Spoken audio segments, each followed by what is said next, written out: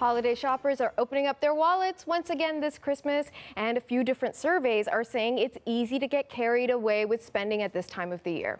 Lowerrates.ca surveyed over 1,000 users of their website and found over a quarter said they would go over their holiday spending limit. And an additional 40% said they occasionally exceed their budget.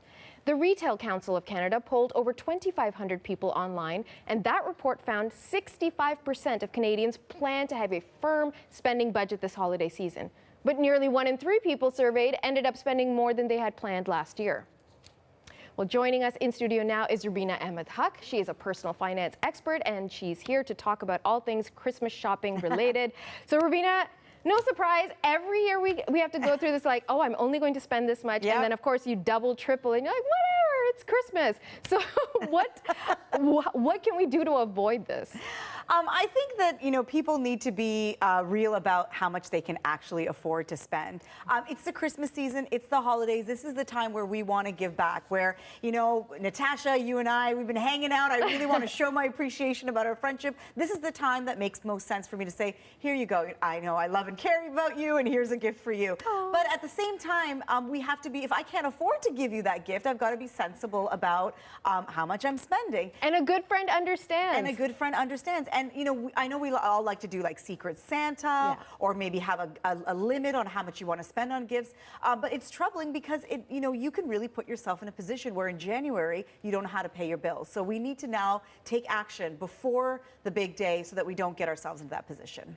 And part of this isn't just, the personal aspect of overspending and just getting a little bit carried away, but the ongoing bigger issues of interest rates going up and family household debts continuously going up in this country. Why aren't we taking that more seriously? I don't know. I mean, interest rates are going to be the big story of 2019. And in my opinion, I think it's going to be the big impact on our personal finances that we don't even realize right now. Rates already went up 3 times this year. Okay. And there's already surveys out there that are saying that in some cases, households are really already at the limit. And these interest rate hikes are putting people over that limit where all of a sudden they're going to a credit card or a line of credit to pay their basic bills. And next year, we're expecting at least 2 interest rate hikes.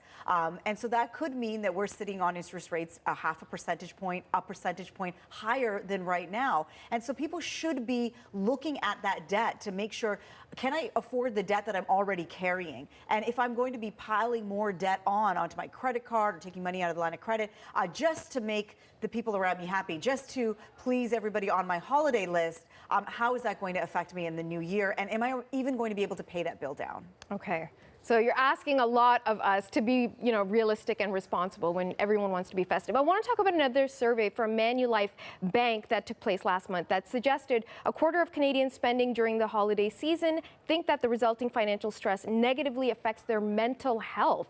I mean, this is taking it to the next level. So that's another burden of this, the stress to this. How do we manage that? As a personal finance journalist, I don't think I talk enough about how financial stress affects our mental health. And I'm glad you brought that survey up, because when we have a good financial system in place, our bills are paid, we've got money in the bank, we know that our retirement savings on track, we feel better about all the things around us. We feel more comfortable buying gifts for the people around us. We feel more comfortable maybe upgrading that home or buying a new car. All those things become possible. But as soon as you take that away and the financial stress sets in, all those things that you want in your life, you can no longer afford to do. And so if you have mental health issues already, that only gets exacerbated. I mean, we know anxiety and stress can make mental health issues even worse. And I think that the connection between financial stress and mental health is one that we need to talk a little bit more about. And going into January, a month we already associate with people often feeling more blue than they do any other time of the year because of the weather, because of the bills coming in. We need to talk about all those people that will be unable to pay the bills and are going to be feeling that their mental health is also suffering because of that. Okay, I want to get a couple more questions in very quickly. I know you've got some tips. What are they? So my number 1 tip is check in right now as to how far your holiday shopping has been going. If we're still about 10 days away from Christmas, so you still probably have the bulk of shopping ahead of you. If you're already pretty close to that budget that you made for yourself, hopefully in the beginning of November, maybe you need to pare back on a couple of things. A lot of people like to go and buy extra stuff like making their home beautiful, maybe buying extra special foods. Maybe that's where you need to cut back. You don't want to not buy a gift for somebody that you love, but at the same time, if you can't afford to do a couple of things, you need to cut them out. My second tip is take a look at your old debt. Christmas is an expensive time, but the most expensive time of year is the summer. There is a BMO summer spending survey that comes out, and the most recent one shows that we spend more than $5,000 on summer fun. So maybe you're still hanging on to some of that debt, and can you still afford to pay that? Do you want to add more debt on top of it?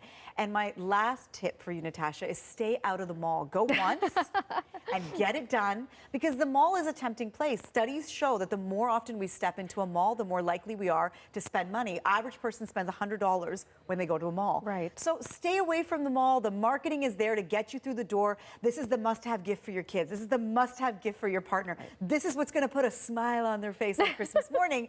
And that really gets us getting our credit card out and charging things that we don't necessarily have on our list and didn't expect to buy. Okay, super quickly, because in my household, we do not exchange gifts, right? There's no little kids involved, so my partner, my husband and I, we don't spend money on gifts. And same thing with my parents and sister, we just sort of had a rule.